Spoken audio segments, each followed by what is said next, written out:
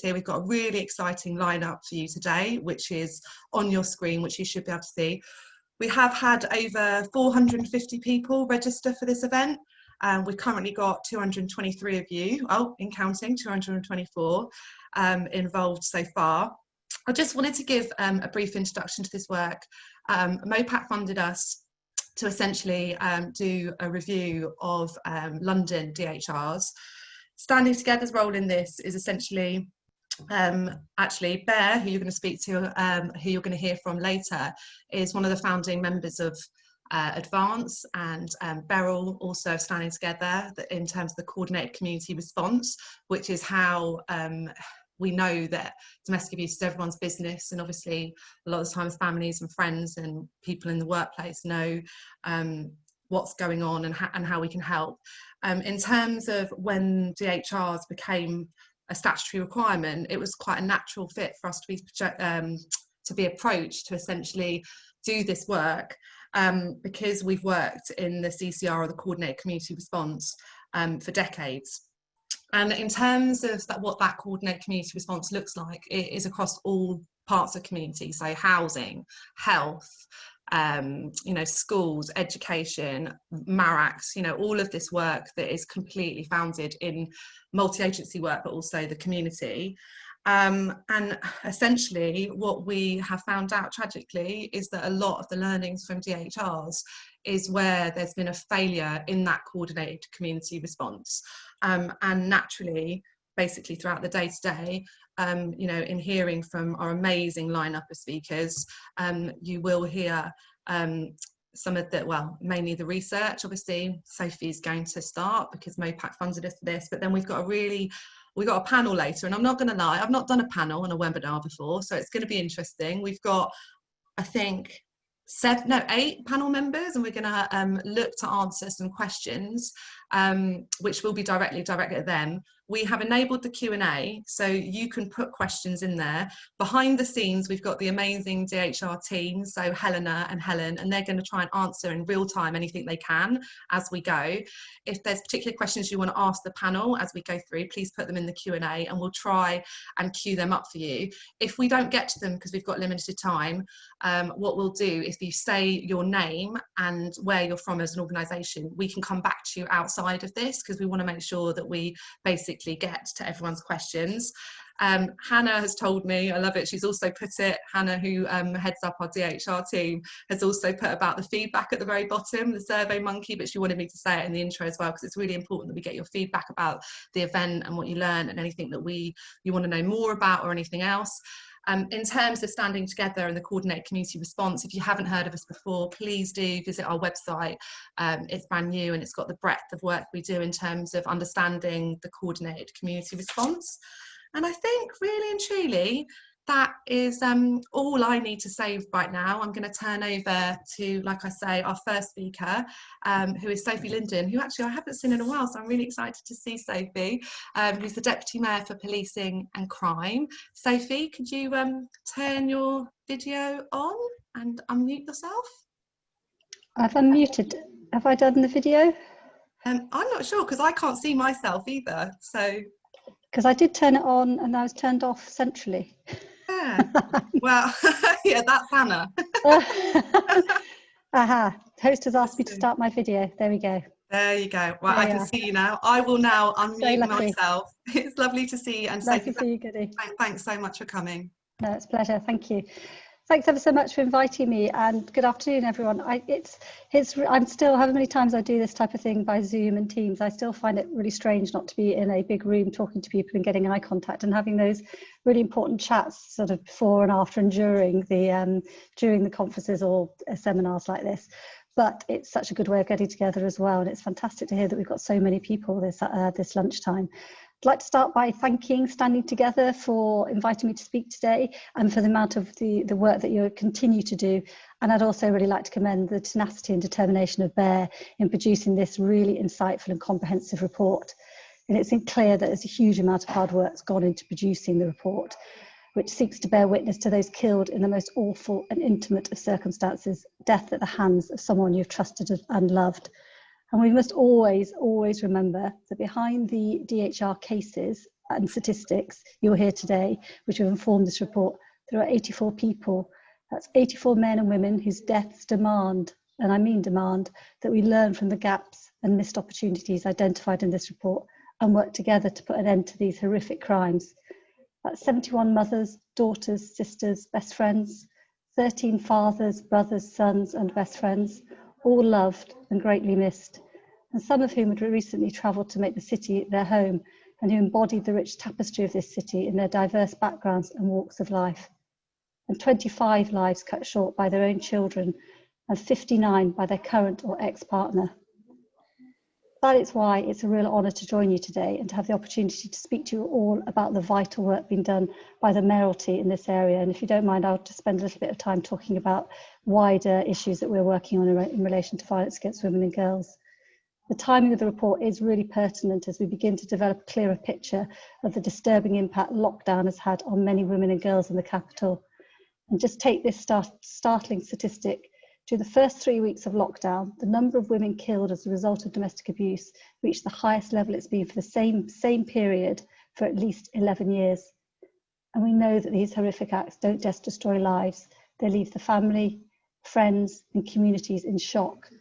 And we know, and we all totally believe, that this is absolutely unacceptable. No one in our city should experience these devastating crimes, and we must take urgent action. Both the Mayor and I are clear that the safety of all Londoners is our absolute priority, and that's why the Mayor is delivering a record investment to tackle violence against women and girls in all its forms. Last year alone, an additional £15 million was invested by the Mayor through our VORG fund to urgently address and manage the increase in demand for the vital services that act as a lifeline to those women and girls who depend on them.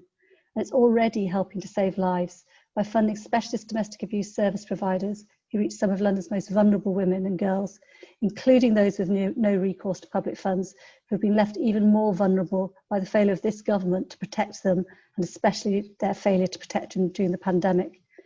And I've also been supporting, and the Mayor has, the VORG sector's calls for the government to urgently re-examine its domestic abuse bill to ensure the needs of all vulnerable individuals in our society are acknowledged and addressed. But sadly, COVID has resulted in significant increases in demand for the services for women and the services that support them. And in the absence of central government guidance or funding, MOPAC and the Mayor took direct action, and that included investing 1.5 million in an emergency fund to provide victims of domestic abuse with safe accommodation if they needed to flee their homes, and working with specialist providers to provide support, including relocation for those at risk of using harmful behaviours in the home, and contributing £500,000 to the London Community Response Fund, which helps services to adapt during lockdown. And we're also playing a leading role in planning for recovery to ensure continued support for survivors. But despite this action, years of austerity have cut funding for these vital services to the bone. And the sad reality is too often, and it's women, particularly those from London's black and other marginalised communities, who bear the brunt of these cuts, limiting their capacity to escape violence and abuse and live the lives they should be leading.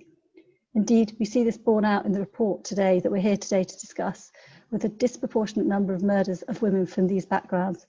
Both COVID-19 and the Black Lives Matter movement have shone a light on some of the deep-rooted structural issues around racial inequality that are so prevalent in our society.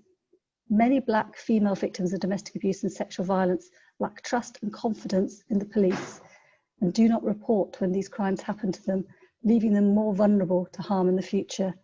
And I know we all believe that just simply isn't good enough, and the Mayor and I are determined to do everything that we can to help. And that's why the Mayor's tasked myself and London's Deputy Mayor for Communities and Social Integration, Dr. Debbie Weeks-Bernard, to work on an urgent new action plan to be co-developed with community groups and the police to address issues of trust and confidence in policing, because we have to do better at ensuring that the needs of black women are reflected in the criminal justice service and that barriers to coming forward for help and support are brought down. And our action plan will attempt to do that. It will be published sometime in the autumn and will outline how we are going to do that. But I am really proud that London is leading the way in implementing the changes that will make a difference, including supporting victims through programmes such as the Stalking Threat Assessment Centre, which holds those who commit these horrific crimes to account, and investing £1 million via England's first violence reduction unit here in London in training healthcare professionals to identify the signs of domestic violence and offer earlier help to victims, which is a key recommendation in the Standing Together report.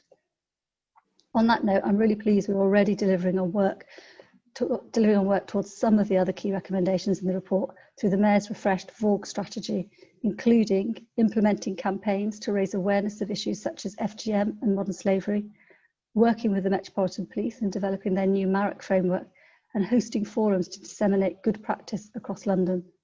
But we can't do this alone.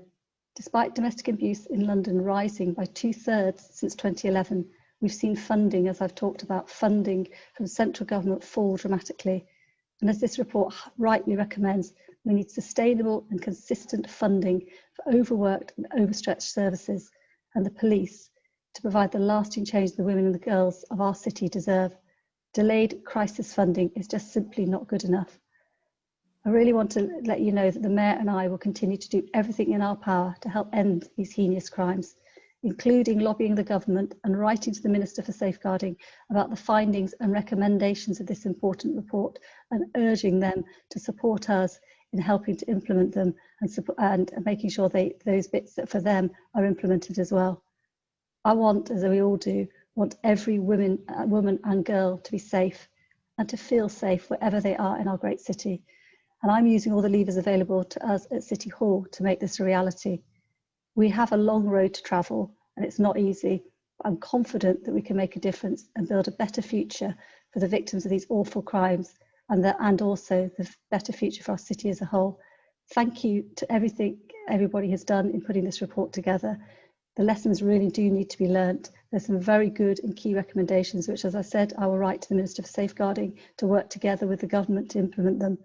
And thank you to all those who are part of this, who are working on the front line, supporting women, helping women and improving their lives and making them safer. Thank you very much.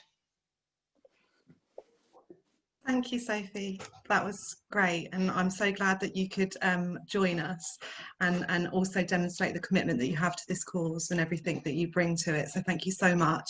I'm now going to hand over to the person who wrote the report, so the author, who is a legend in her own right, Montique, at Standing Together.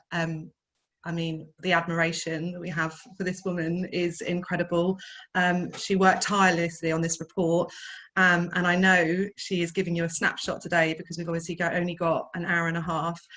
So please do go and read the main report, but she's worked tirelessly to try and bring this together. So Bear, do you want to unmute yourself and put your video on? Hi, good afternoon everyone. Can you hear me? Yes, we can. Good. That's perfect. I'm going to briefly go through the key points of the report in 15 minutes, so it's going to be a very brief snapshot. And I'm going to start with the direct feedback from the boroughs on the DHR processes and address the key points then in the London DHRs we analysed.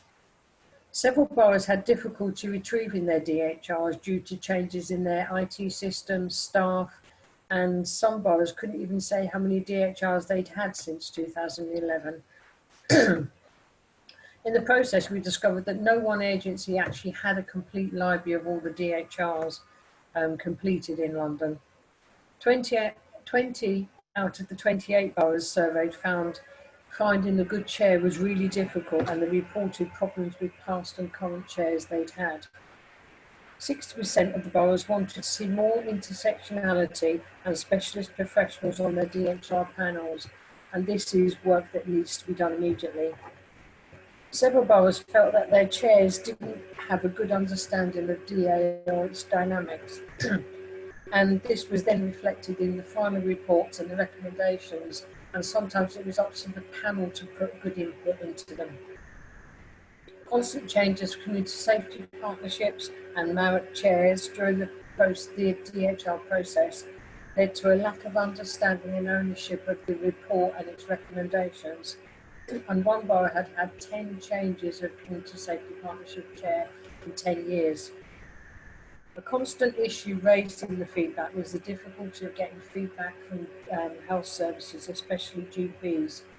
Also, boroughs felt communication between safeguarding adults and safeguarding children and mental health services was poor, which had an impact on gathering the information for the reviews.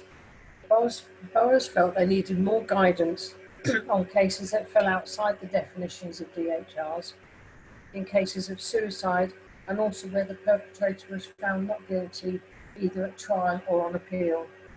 The Home Office process for the Q&A panels and approval of publication was seen as too slow, and most boroughs waited well over 6 months and more, and this affected the families involved and the processes of the borough's learnings and action plans.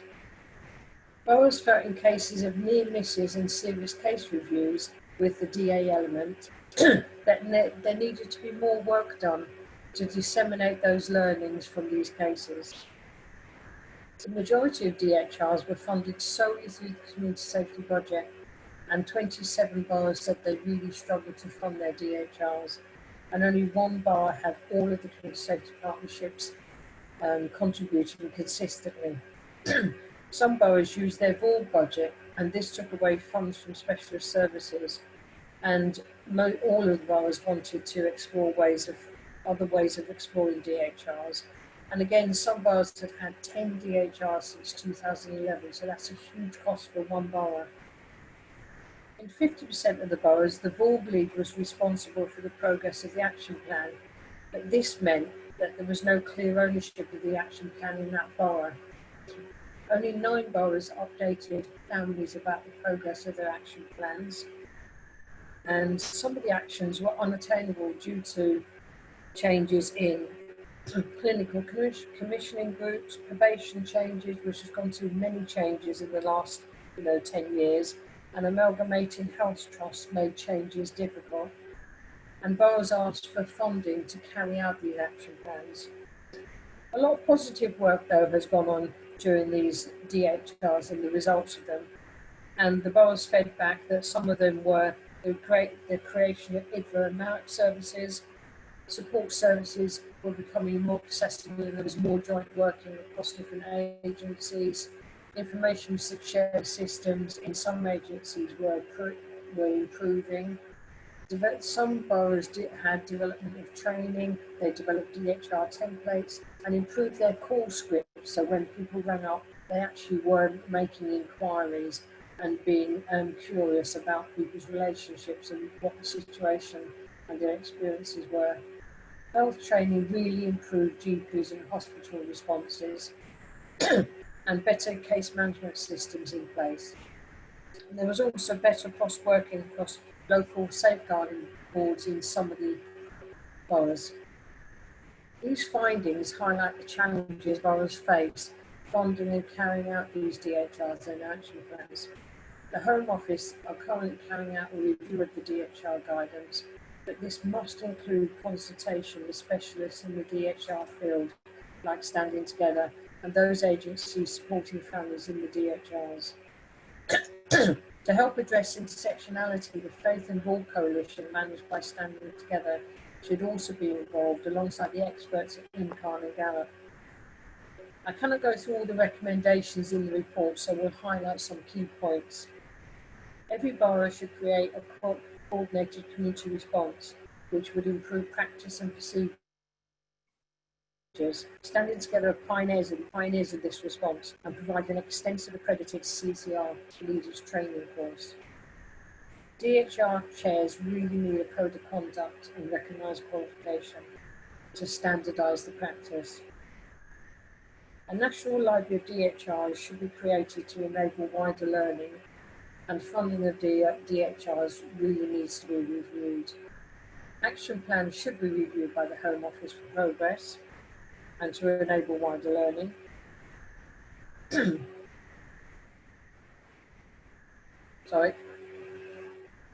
Intersectionality should be embedded across the whole DHR process, because it enables the resulting reports and recommendations to truly reflect the victim and perpetrator's experience. And DHR panels should reflect the borough's diversity and include specialist expertise. The Home Office needs to look at further guidance for boroughs on all of the complex DHRs.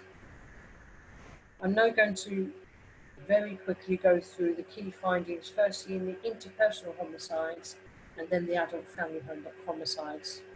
We looked at 59 interpersonal DHRs and found 39% of agencies involved have a lack of understanding within agencies, the dynamics of domestic violence and law and its own impact. And this was a constant issue, not just in agencies, because 54% of employers and families and friends also didn't know what they were seeing or hearing was domestic abuse. There were many, unfortunately, missed opportunities in all of these DHRs. 44% of the perpetrators had mental health issues and 33% were victims. Mental health agencies did not appear to have systems in place to assess the risk that the perpetrator posed to families and friends, and instead focused on the perpetrator's risk to themselves or staff. In 33% of the IVH cases, agencies missed opportunities to offer victims support, with 49 failing to answer questions about the relationship. In 46% of cases, there was a lack of information sharing between agencies. An example in one case was where a woman had attempted suicide and had been hospitalised.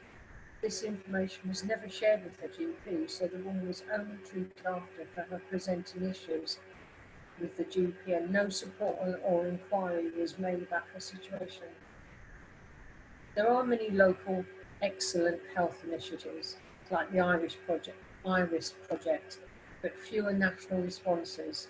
For any health professionals listening today, you can find on the Standing Together website a whole health approach to DA in the Pathfinder toolkit that includes resources to embed good practice in any health setting, and also practical briefings on how to respond to BME, LGBT and older survivors as well. Around risk assessing, in 56% of the cases, risk assessment was done poorly or not at all. In 37% of cases did not have or didn't follow policies or procedures. And in 39% of cases, the known risks should have resulted in a referral to MOPAC, but didn't. In 43% of cases, agencies did know about the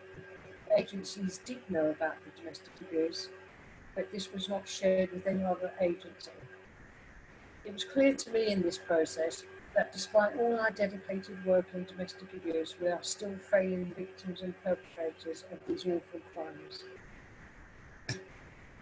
It's all our responsibility with our jobs and communities to spread the learning about domestic abuse and the routes to support.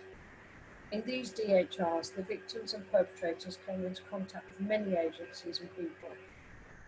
If even in half of these contacts they were asked about their relationship or situation, the outcome may have been different. As Sophie said, in the first 3 weeks of lockdown, 14 women and 2 children were killed, and calls to the National Helpline increased by 49%. This problem of DA and homicides is not going to go away, but how we deal with it systematically can change. Having a coordinated response in place would address many gaps with the system of training, inquiry, recording key information, support pathways, and information sharing. For anyone listening that doesn't know what CCR is, go to the Standing Together's website for information. Standing Together also provides a CCR leaders course that is accredited. I'm going to move on quickly now to the adult family homicides, where 25 DHRs were analysed. Again, similar findings to the interpersonal homicides, with 60% of employers, families and friends, and 24% of agencies having a lack of understanding of DA. It was striking that 64% of these cases had perpetrators with mental health issues. In 28% of cases, agencies failed to offer support to perpetrators around their mental health. As I stated earlier, mental health services do not have current systems in place to carry out risk assessment with any potential victims or share information with the families about risk posed by the perpetrator. We need to find ways of changing these systems so risk identification and management is focused on both victim and perpetrator. The current approach also excludes family and friends in exploring safety planning for and with victims. Many of the victims in the adult family homicide were mothers caring for sons with mental health issues. These sons were financially dependent on mum, socially isolated, and still living at home. More work is needed in this area, and later Mariella will talk in detail about mental health. Again, here there were many missed opportunities. 40% of agencies failed to offer victim support, and 44% missed the chance to ask about their relationships, even in 32% of cases where substance misuse, mental health and domestic abuse was known. In 28% of cases, policies were either absent or not followed, and in 40% of cases, information known was not shared with other agencies. In 24% of risk assessments, they were done poorly or not at all, and these were focused on the perpetrators, not the victims. And in 28 of the cases, the known risk should have resulted in a referral to MOPAC. It was clear from the DHRs I read that not all agencies understood or engaged with the MOPAC process, and more needed to be done to remedy this. Standing Together runs the London-wide MOPAC forum, and I'm sure they would be happy to assist with agencies learning more about the MOPAC process. I'm going to now go to the recommendations. I cannot cover each one in the report, but I will cover the key points. The creation of a CCR in every borough. I cannot recommend this enough in working in a coordinated way. A greater understanding across agencies and the community of coercive control and its impact on victims. Training for agencies is an ongoing need and for all staff, not just DA champions. An increase in the use of gas risk assessments, especially those agencies that don't routinely use them. Development of systems within agencies to identify victims and perpetrators so agencies can respond appropriately. Improved record keeping and information sharing across agencies. Intersectionality needs to be embedded across all DHR and domestic abuse processes and within agencies' work and their delivery, involving the experts in the field always. Any preventative initiatives must include local communities and utilise specialist services and community groups so they reach everyone. Thank you for listening. I hope this has given you an overview of the report. I encourage you to read the full report and look on Standing Together's website for additional tools and information. I will now hand you over to Sumanta Roy from Imkaan. Thank you. First of all, Bear, before you go, I just wanted to say thank you very much for that. We did have a couple of problems with your sound, which people have commented on the Q&A, but don't worry, it's all being transcribed, and obviously everything that you've put is in the report and everything. In terms of your PowerPoint, there are people asking about whether they can have that, and we're going to do a whole transcript. So just so you know, everyone in the Q&A, I am trying to keep tabs as well as chairing, but sometimes you can't do anything about sound. So Bear, thank you so much for that overview. You got an awful lot in the time allotted. And we'll see you on the panel in a bit. Yes, thank you. Thanks, Bear. Okay, so now I'm gonna hand over Sumanta from Imkaan. Are you there? Have you got your video on and your mic off? There you are. Hello. Welcome. It's lovely to see you. Thank you so much for coming and giving your time and obviously all of your contributions to this review. We haven't met before, so it's just nice to meet you anyway. And I will hand over to you and really look forward to your presentation. Okay. Right. Hi, everyone. Thank you for inviting us here today, me here today in this really important piece of work. It was really heartening to hear Sophie talk earlier about some of the initiatives that the Mayor is going to be bringing in the context of Black Lives Matter and building confidence in the criminal justice system, and issues that have been raised around the services by BEAR and part of a coordinated community response and the services that women and girls need. So right, I'm gonna start off by telling you a little bit of, I won't tell you about Imkaan, but just for those of you that don't know us, we're a national second-tier organisation dedicated to addressing all forms of violence against Black and minoritized women and girls. Our primary aim is to improve policy practice approaches to funding and commissioning. We're London-based, but we're second tier, and we've got over 40 members across the UK, and those organisations provide direct support to Black and minoritized women and girls. And all of those organisations within our membership are run by and for Black and minoritized women and girls. Okay.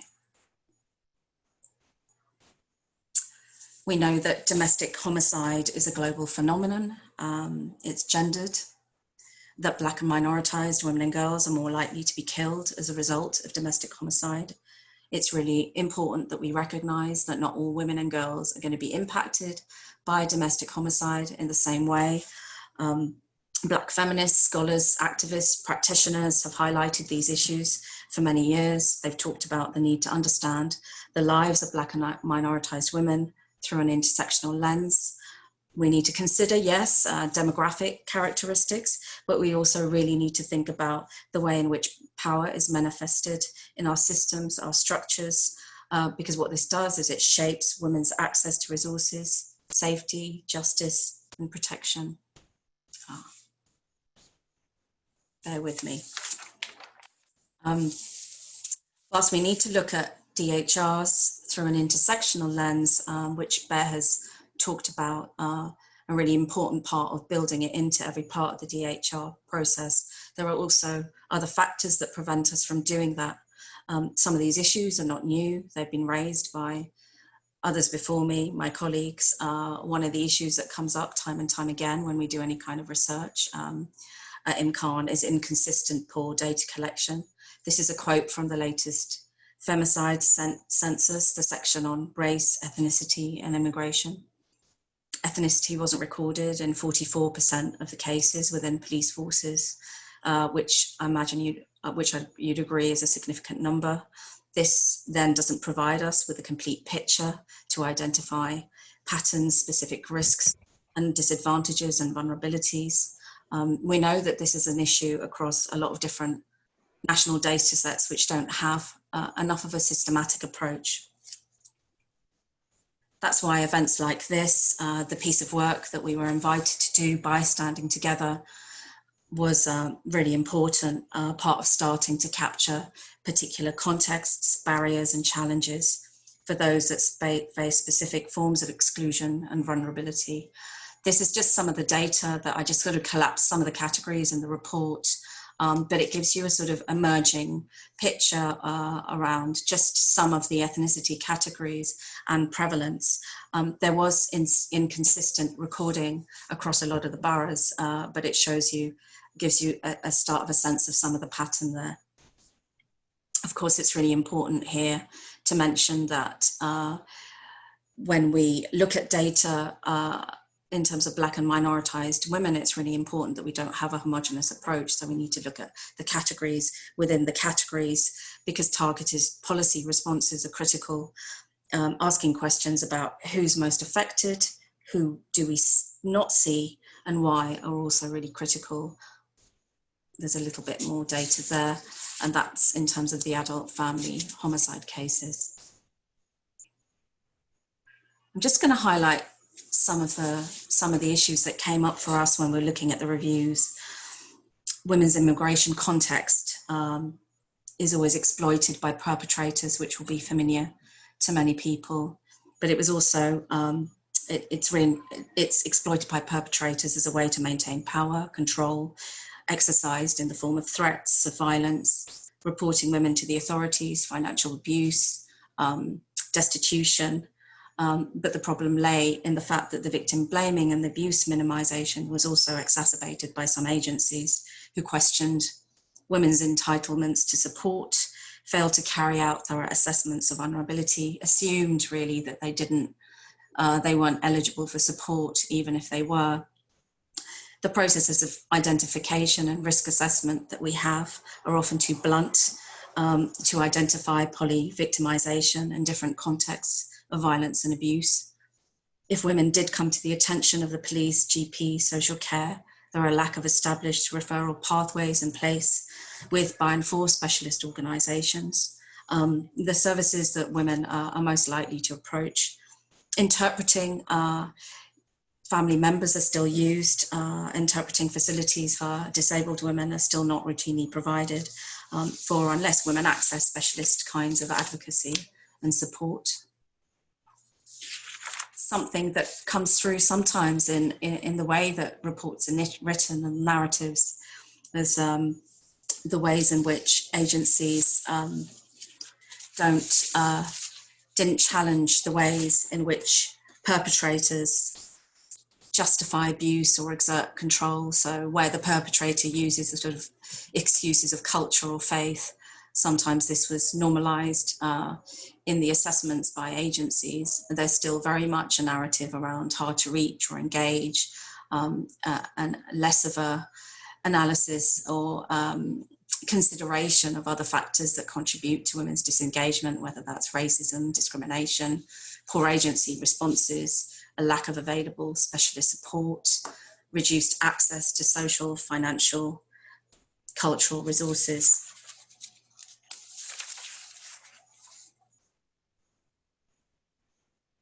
This is just a quote from one of the few studies, in fact, that have been done. It was done in 2015 by an academic called Rebecca Dudley. She was looking at immigration status as a particular risk factor.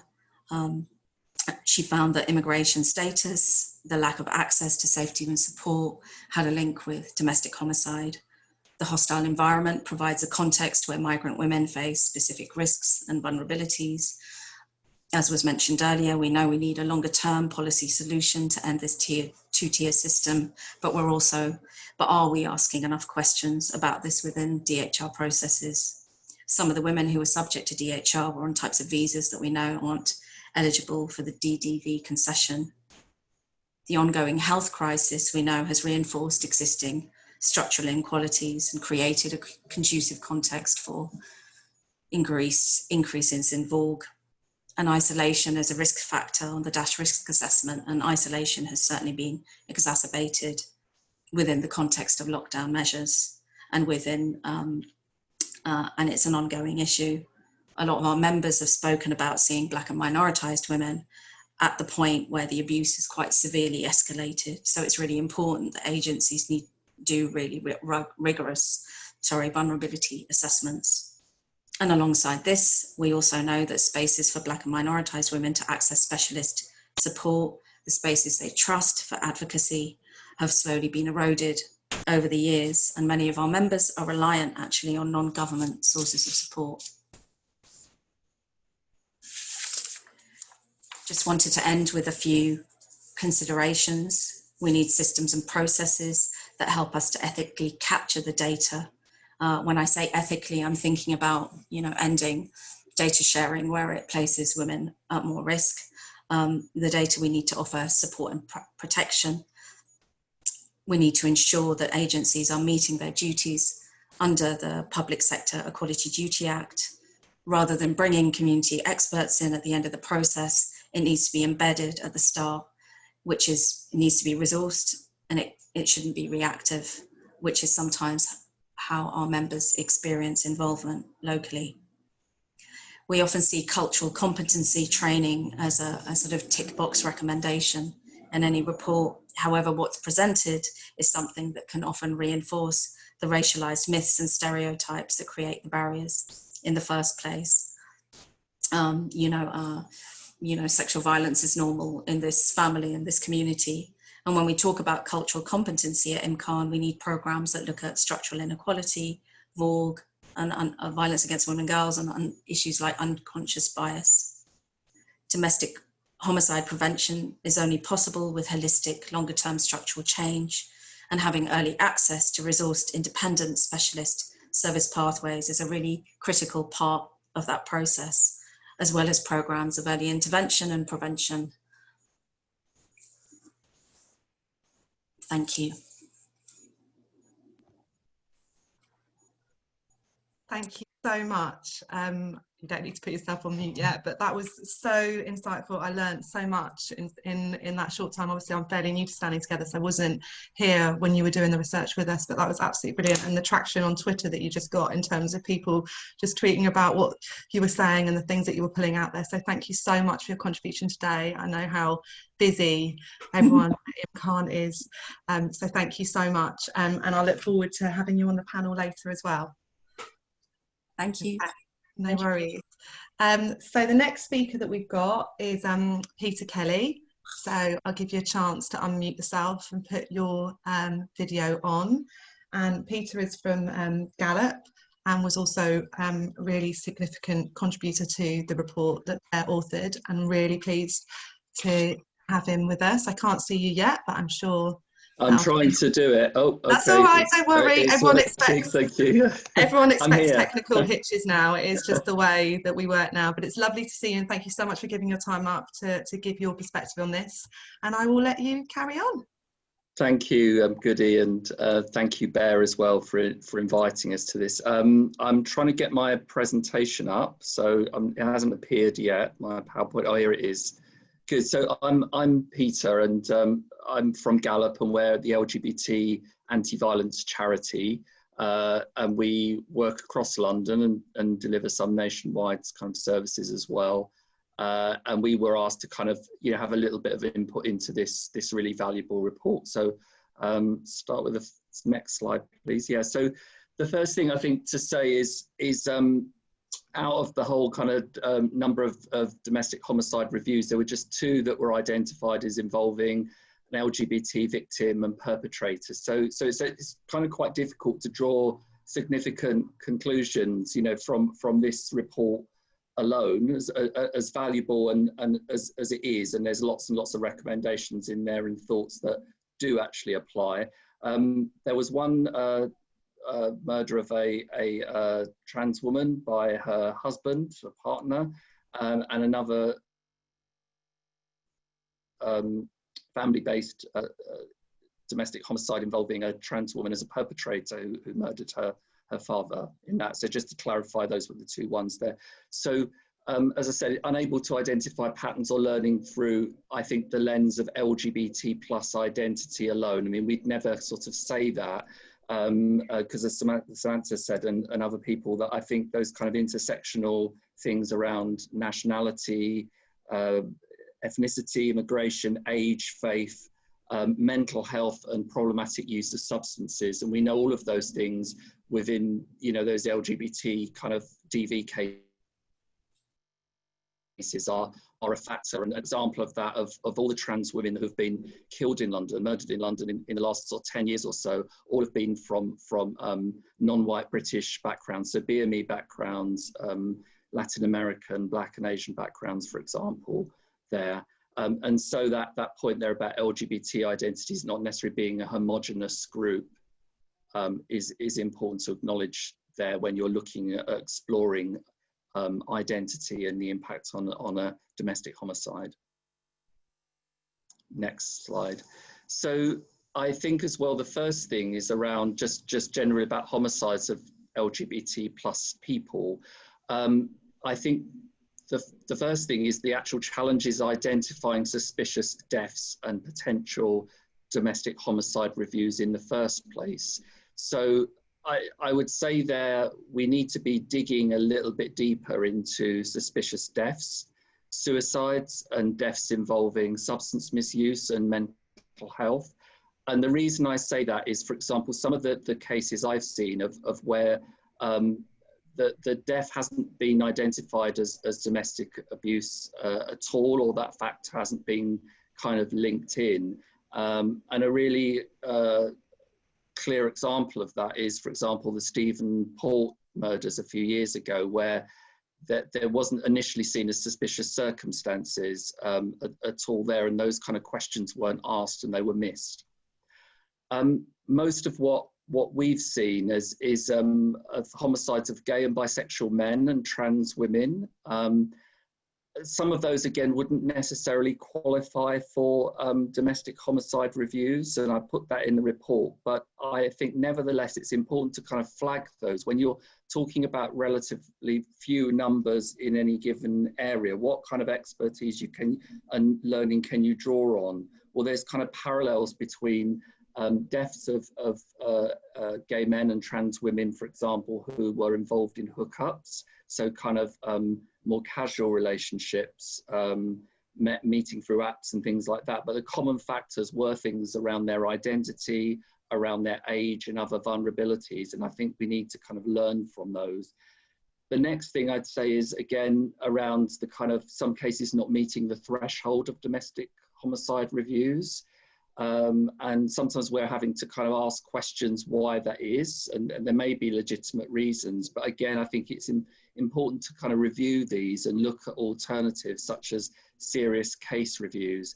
An example of that in the kind of West London borough, where an older gay man died, and we believe that was the result of persistent domestic abuse from the perpetrator, who was kind of posed as his carer, for example.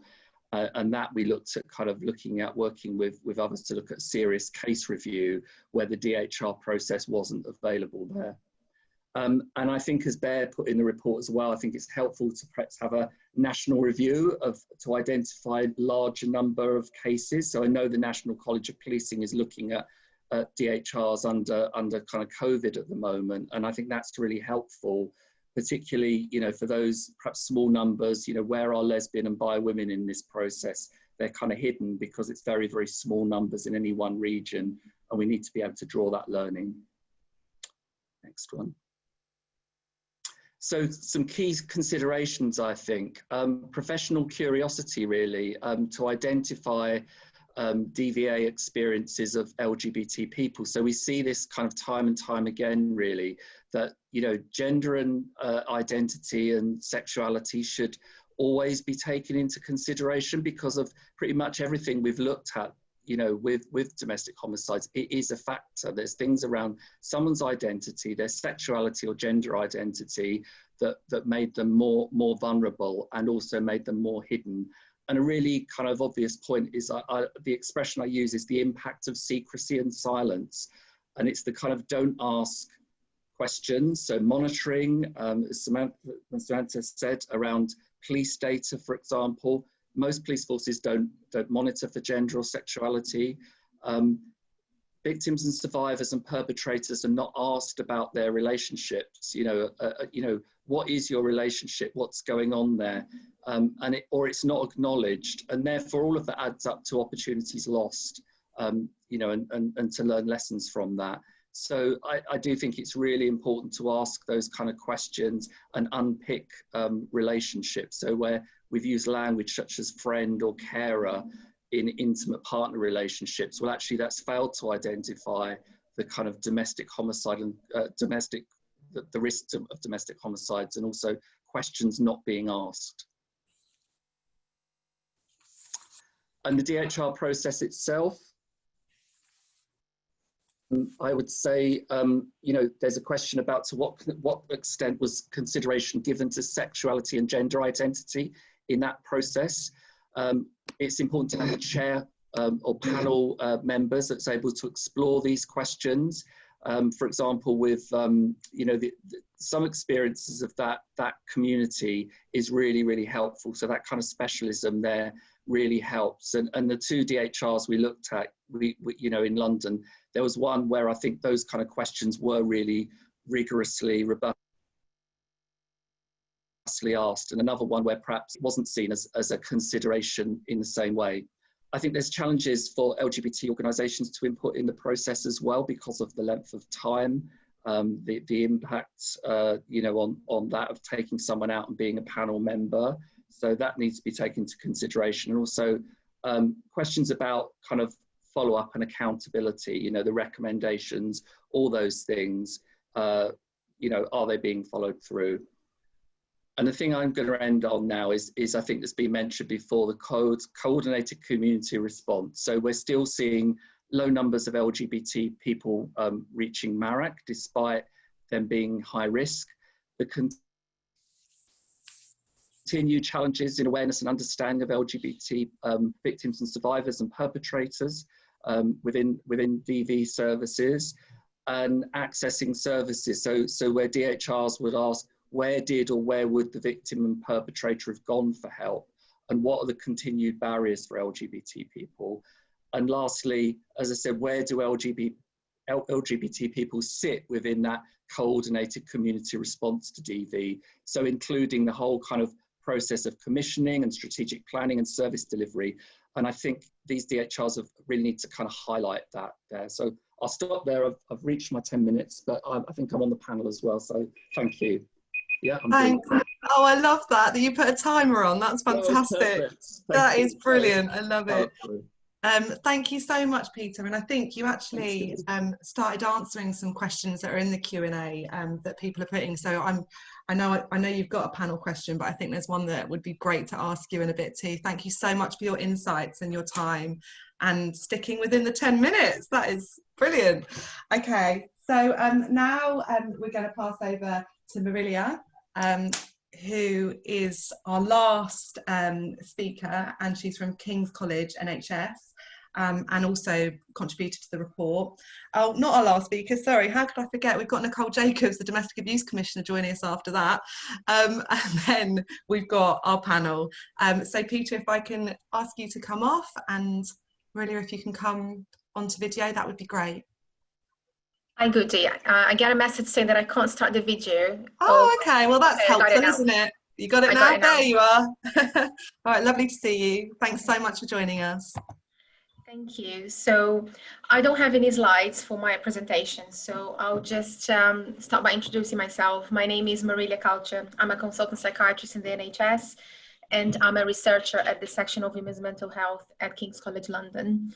So I'm so grateful to Bear and Standing Together for including mental health as a key section in this report.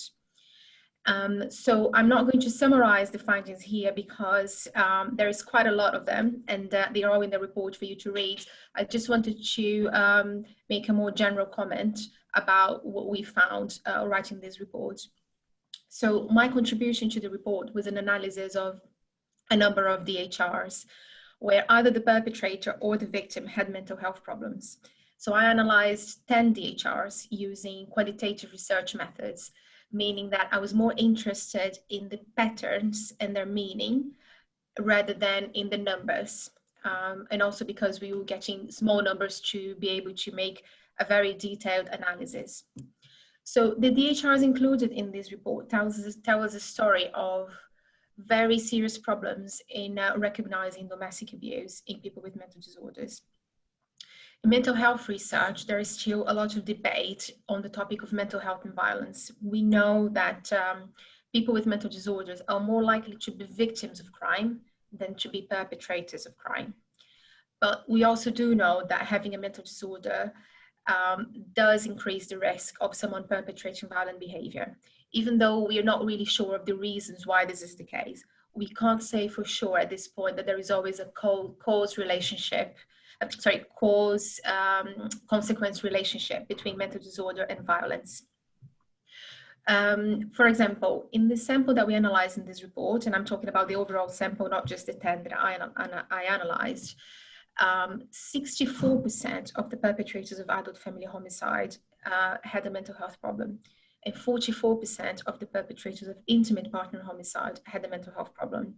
This is much higher than the prevalence of mental disorders in the general population, which is about 25%. So we can see that in this analysis that mental health services are very likely to have contact with both the victims and the perpetrators of domestic abuse. And in some of the reports, even with both, from the same couple or the same family. And unfortunately, this is not being identified effectively in mental health services. And I think this is not exclusive of mental health services, or other agencies have similar problems. The same way that Peter mentioned in the LGBT group, victims and perpetrators accessing mental health services are not being routinely asked about their relationships and if there are any problems in their relationships. And even in some cases in which there were very, very clear indicators of domestic abuse, for example, someone making threats to kill a partner, domestic abuse was not named and was not acted on. Now, talking about the victims of domestic homicide, we know that people who use mental health services and who experience domestic violence also have a number of other vulnerabilities. In the sample analyzed, for example, long-term conditions, physical disabilities, and substance use were some of the vulnerabilities experienced by the victims. And victims are then very likely to experience many barriers to disclosing domestic abuse.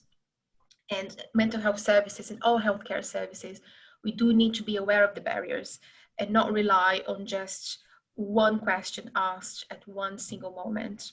We need to be aware of the prevalence and continue to assess the presence of domestic abuse throughout an individual's contact with services, not just on the one occasion. Now, with regards to perpetrators, I was particularly struck by the DHRs in which the perpetrator had been in contact with mental health services prior to the homicide, sometimes even in the 2 or 3 months before the homicide, and where the perpetrator had disclosed suicidal thoughts in the context of relationship difficulties or childcare disputes. And what was striking was that the partners were not involved in the assessment process. So services were not able to assess the level of risk towards the partners or towards the children. And in 2 of those 10 mental health DHRs I analysed, the reports made recommendations for NHS services to assess risk of harm to families and partners of people who present to service with suicidal behaviour. And it seems that we're not doing that at the moment. So we need to remember that mental health services, we cannot rely on information from only one source when assessing risk to others, because research has shown that perpetrators of domestic abuse do not always disclose their abusive behaviors directly. In the DHRs that we analyzed, there were many occasions where perpetrators had made what the reports called oblique references to domestic abuse, saying, we had a domestic incident, we had problems at home. So it is really essential that comments such as these are explored in detail and that we see collateral history from the family or the partner in a way that is safe. So just to summarize my comment, in mental health services, we learn and we're trained to think about the person as a whole rather than just their diagnosis. This report shows us that we need to actively think more about their families, their partners, and the children during our work. We should ask, in mental health services, to ask about domestic abuse routinely because of the prevalence in the population we see. And we need to learn how to ask the question safely and regularly. We don't know, as I said before, we don't know the exact nature of the relationship between mental disorders and domestic abuse, but we do know that people are at risk. The people we see are at risk, and they are more likely to disclose domestic abuse to healthcare professionals than to any other agency. So we need to honor the trust that people have in us, and we need to respond to this by improving the way that we identify domestic abuse and that we work with other agencies. So thank you very much, and I hope to answer some of your questions later. Thank you so much for that really comprehensive presentation, and for also sticking to time. That is incredible. Everyone's been so good. I will see you on the panel later. Thank you again. So the last speaker, as I said, is Nicole Jacobs, and I know she's been in quite a few different things today, so I'm really pleased that she could join us. Nicole, if you could put your video on and unmute yourself, or Hannah will do that for you. Okay, I'm unmuted, and I think maybe Hannah's doing my video. Yeah, start my video. There you go, there you are. Hi, everybody. Thank you so much for having me. And speaking of somebody who's not known for sticking to time, but now the last 2 speakers have been really good at that, so I'm gonna have to really get my act together. Thank you for having me. I'm Nicole Jacobs. I'm your designate Domestic Abuse Commissioner for England and Wales. And for those of you who don't know much about me, you must know this, that I've come directly from Standing Together. So you just have to forgive me for a second for just saying a special hello to Goody and the Standing Together team, who just do the most incredible work in the whole range of the coordinated community response. And so I just want to congratulate them for all of their hard work and how they're doing an exceptional job. A big thank you to MOPAC, Sophie, Linden. I know we've talked already this week, but you know, for your leadership and support, that the incredible VOC team at MOPAC, Jane, Aisha, and so many others who have really helped to get this together today. So, and to the other speakers who I really admire, and I know you all will have really enjoyed hearing from, and in particular Bear Montique, who was someone when I came over to the UK over 20 years ago, was one of the very first people I worked with, who was really innovating and truly breaking ground. I mean, we talk about pathfinders, groundbreakers. Well, that is Bear Montique exactly. And so she's a very good friend, and I really admire her. And I can really see in this report, in her work, that real grounding in the survivor voice and standing alongside survivors and really wanting to see the best for survivors. And so I hope you've had that today as well. I'm sure that people have already talked about this throughout all of your presentations, that we have got to raise our ambitions to have a more coordinated community response. If we want to address what we see in many DHR findings, it really does come down to that, and to have an intersectional approach and really always strive to improve and address our approaches and our way of coordinating change. And I say coordinating change because I think this is often what we're missing. We really want to see change. We share a notion of wanting to intervene early, do prevention work, do really great crisis intervention work for the whole family. We want to see services in the center of things in terms of being sustainable, and all of our statutory and community partners doing what they can. But we don't invest very much in coordinating that and thinking, how do we get the systems change we really want? So I want to talk a little bit about what I will do in terms of the commissioner's role and what my team will do, and give you a sense of that. And I'd also like to just give you a couple of thoughts and opportunities that are really ahead of us that could help really promote change in this area and really getting to the bottom of some of these lessons that have to be learned. So, my role is to be independent of government. I've been appointed but to advise government, but also hold government to account. And there's some very specific kind of shaping of my role in my office that I think is directly relevant to our thoughts today. One is about really creating consistency in service delivery. So mapping of services, believe it or not, we really struggle, and I've seen this very much during COVID.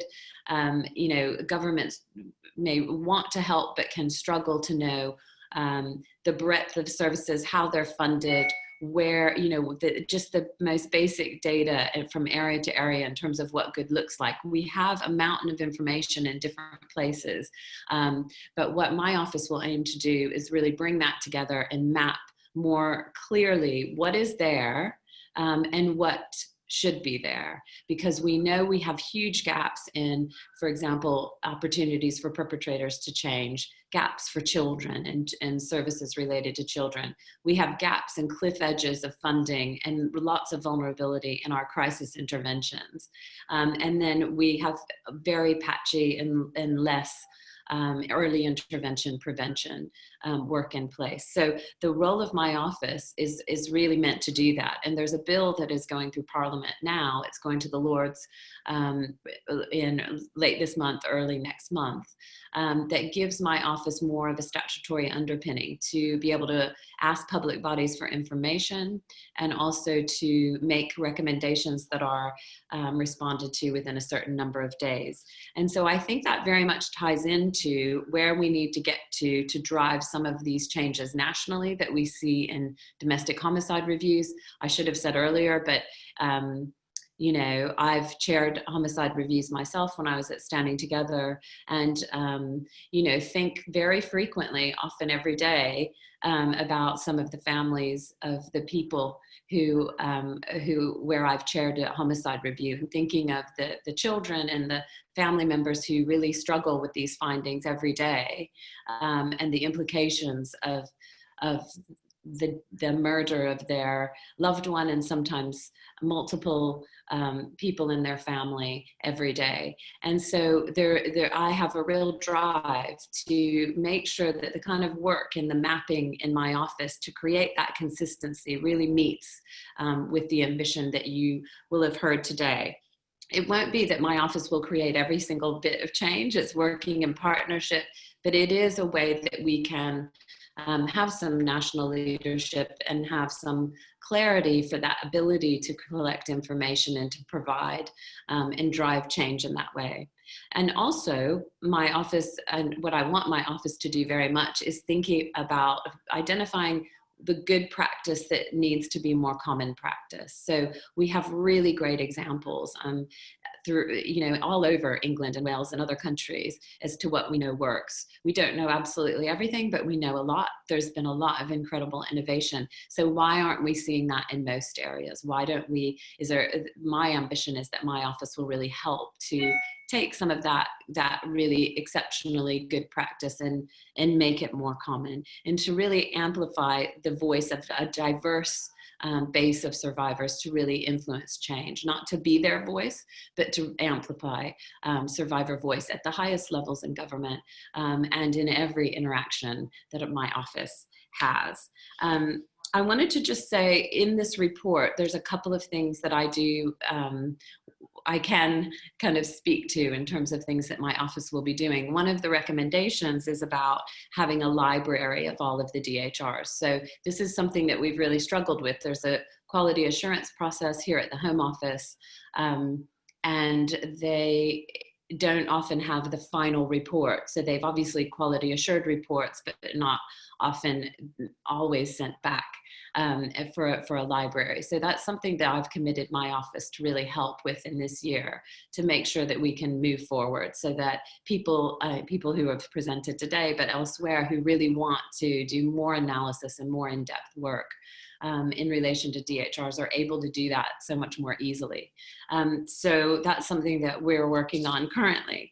And also I'd really like my office to help partner with other experts who really can get to the particular thematic reviews and more of the detail that we need to see and learn from DHR reports in relation to complex needs. And again, that's something that Bear cited in her report.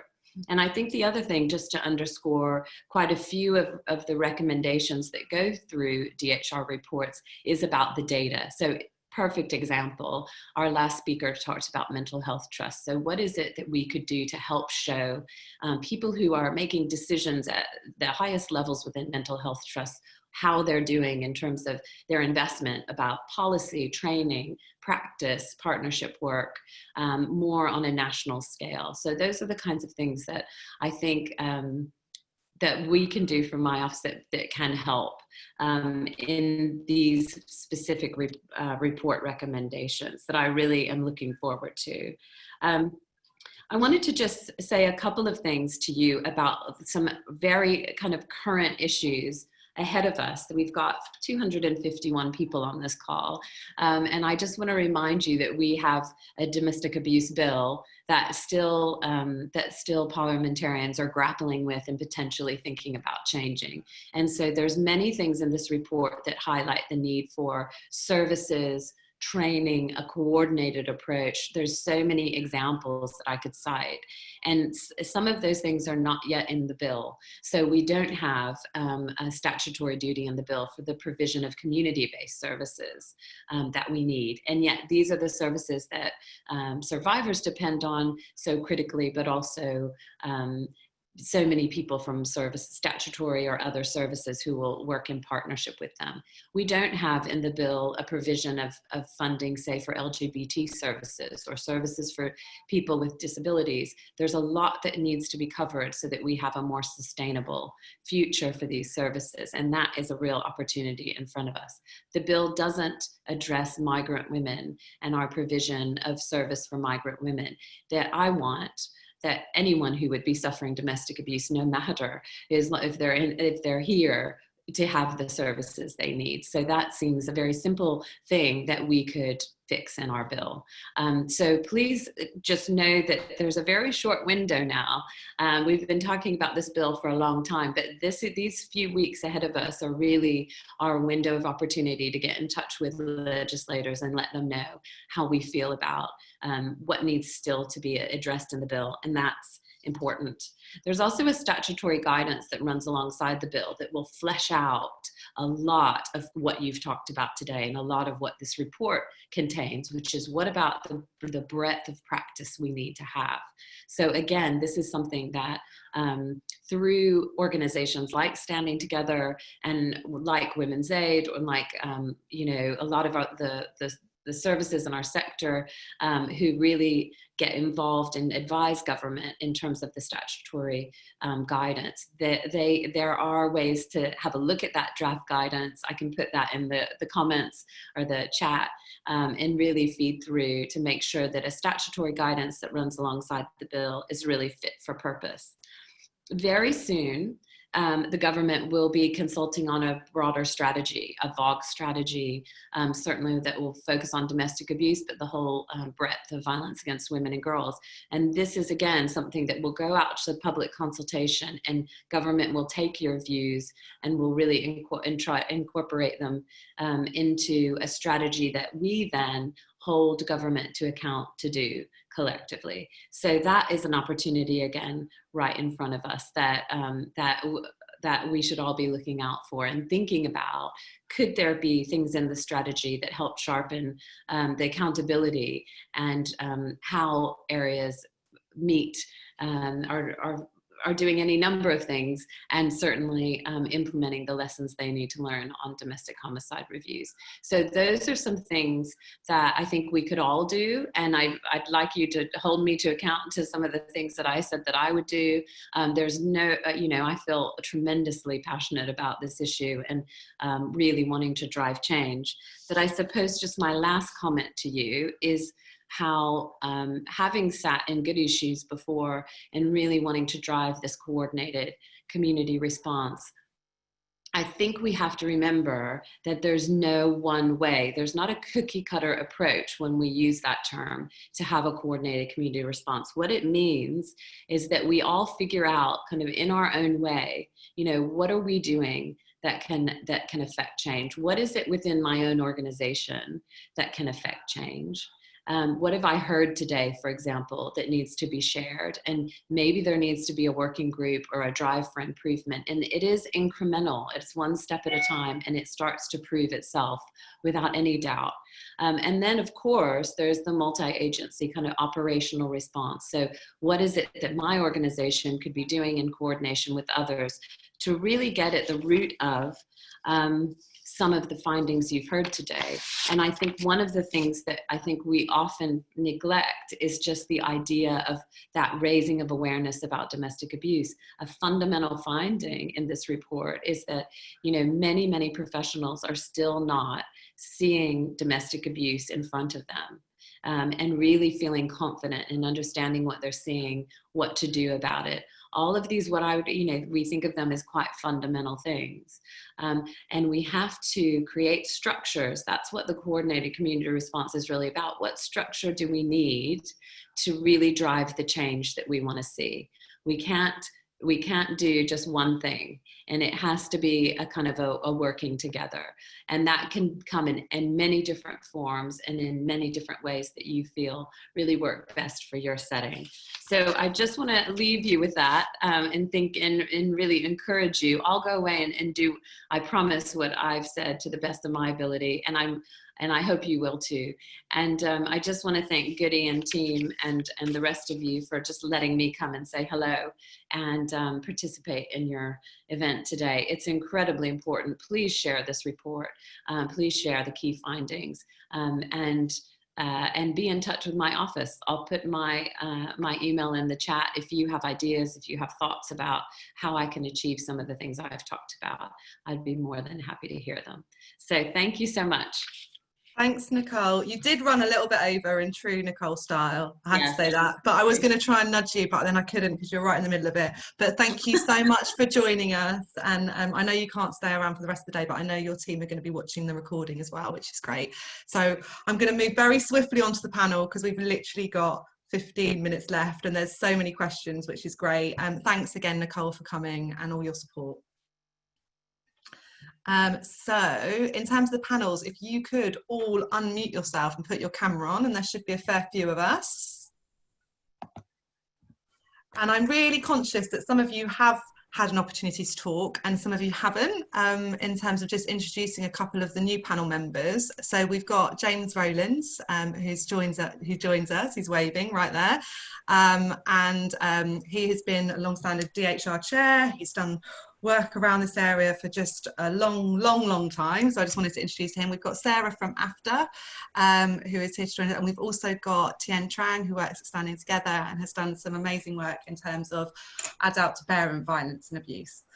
So I just wanted to start with Tien Trang, if that's okay, because we haven't heard from you, and I think this is a really topical conversation at the moment. So what would you consider the key takeaways from your analysis of the AFH? There's so many different acronyms, DHRs in the sample, and could you share that with the participants, please? Yes, thanks a lot, Goody. So just to give you a little bit of background, the sample of adult family homicides that I looked at, there were 21 cases. So 25% of all the domestic homicide reviews that we analyzed. And of those 21 cases, 17 cases were parricide, so adult children killing their parents. 3 were fratricide, so siblings killing each other, and 1 was filicide, so an adoptive parent killing his son. And so you can see that the majority of cases were adult children killing their parents. And I guess there were a lot of themes that came out for me, but I guess in terms of the key takeaways, the first one would be gender. Not just in terms of victimization and perpetration, but really also in terms of another theme that came out very strongly, which was the caring relationships and responsibilities. Now, the majority of victims were mothers, often older mothers, who were caring for their mentally unwell or substance-dependent adult sons, very often in an informal capacity. The only 2 parricide cases, so cases where adult children killed their parents, where daughters were perpetrators. Now, in both of those cases, both daughters were caring extensively for their parents. 2 out of the 3 fratricide cases involved conflicts that had arisen between the siblings over the care of their vulnerable elderly mother. And the remaining fratricide case actually involved a brother killing his sister. He had actually gone to stay at his sister's place after a relationship breakdown, and he expected to be supported in terms of his accommodation by her. He threatened to kill her instead of leaving the home, and ended up killing her. So for me, I think that we really cannot ignore such a strong relationship between the gendered dynamics of these homicides and, I don't know, a wider culture of gendered expectations that really impose caring burdens and relationships and responsibilities on women. So that's really for me, a really salient theme from these cases. The second takeaway for me would be something I called invisibility, which played out in many different ways, but there are 2 ways in which it really came through for me, and that's the invisibility of family members within mental health services. And it goes back to what Dr. Calcia has already talked about. We had family members, again, mostly mothers who were caring for their mentally ill sons, who were completely ignored, overlooked, and marginalized by mental health professionals. And even when they expressed concerns, direct concerns about their risk and safety, they were also dismissed. We had we had assessments and treatment plans that were set up without any full picture of the risk and safety concerns to family members, and there was no recognition of any informal caring arrangements that might be in place and how they might impact on family members. And then the second way in which invisibility worked out was around the invisibility of the victim, in terms of their needs, in terms of their voice, in terms of recognition of what they might be going through. And I guess in these cases in particular, that might be linked to, I don't know, a lack of understanding of the dynamics of this kind of domestic abuse when it involves family members, especially in caring relationships, again, based on some assumptions that we make about those types of relationship. Which leads me to my last takeaway, which is risk. And I think we really need to develop a slightly different, more flexible and definitely much more proactive approach to an understanding of risk in cases of adult family violence. Even when there's no obvious concern around abusive behaviors, the coexistence of substance misuse, mental health, caring relationships, economic dependence, and potential exploitation or relationship breakdown should be considered potential risk factors. Thanks, Tien Trang. That is so great. You got so much in the limited time we've got. Thank you so much. We've got a really highly rated question, which I'm going to put James totally on the spot because I know I can, and it's slightly different. But it basically talks about when can DHR thematic recommendations be used to commission safer health, or when will they be used to commission safer health, core and community support services, including better service specs and basically braver contracts. So something about, lots of people in the Q&A are saying, it's all well and good, these lessons learned, but what are we going to do? How do we put them into action to make sure that change actually happens? And I think that there's a lot of frustration in the Q&A about that. So I'm putting James totally on the spot, but I know he can handle it.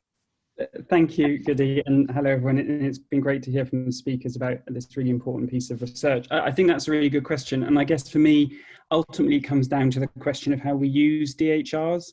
And at the moment, there are questions about the quality of DHRs. So sometimes I think they focus too much on the individual victim a lot of the time. So they're not drawing attention to, say, structural issues, which are about perhaps how services are designed, or how services respond to someone's particular circumstances, as several of the speakers have talked about.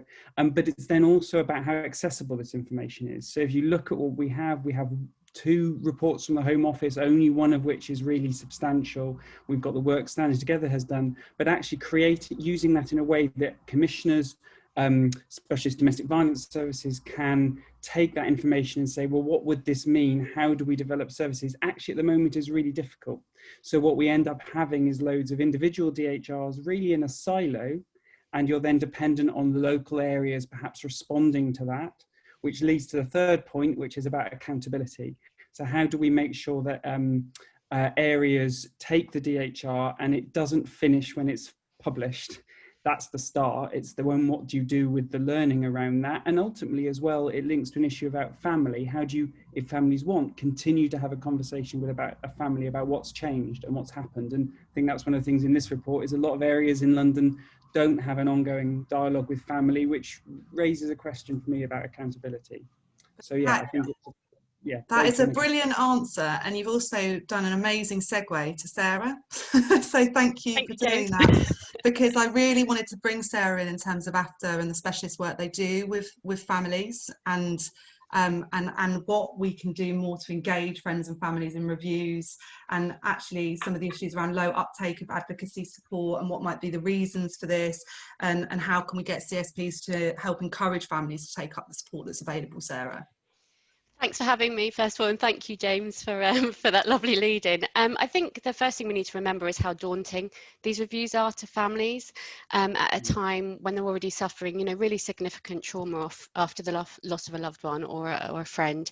And it's really important that we inform families and we're giving them as much information as we can so that they can understand the role that they can have in these reviews, and that they actually should be integral, and that they have expert information that they can offer. And we know that the standard of reviews is significantly improved when families are given that opportunity to be integral and when the victims are at the heart of the review. So a specialist and expert advocate can offer this crucial support to families and really enable them to be a key stakeholder and to share what they know. And also, as an advocate, you know, their role is to draw out that domestic abuse. And you know, the report clearly shows that families, friends, wider communities aren't recognising what they're seeing as abuse.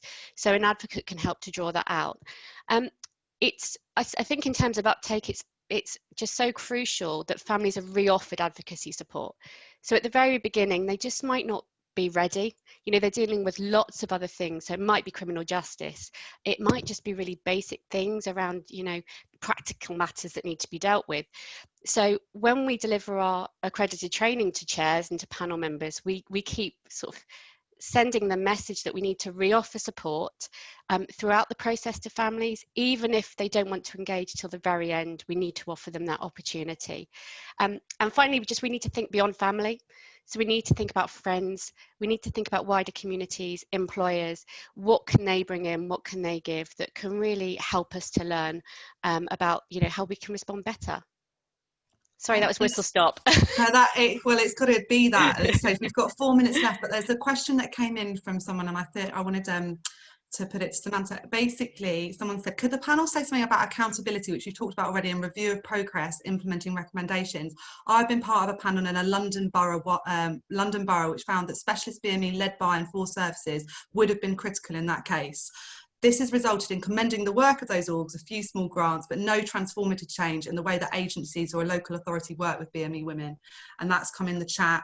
And I think it's also, in terms of closing, I'd like to kind of leave it on that and then summarise. There's lots of other questions to the other panellists in the chat, but we will direct them at you so you can directly answer them to the people that are on this. I'm sorry we've run out of time. There's just so much interaction. So there you go.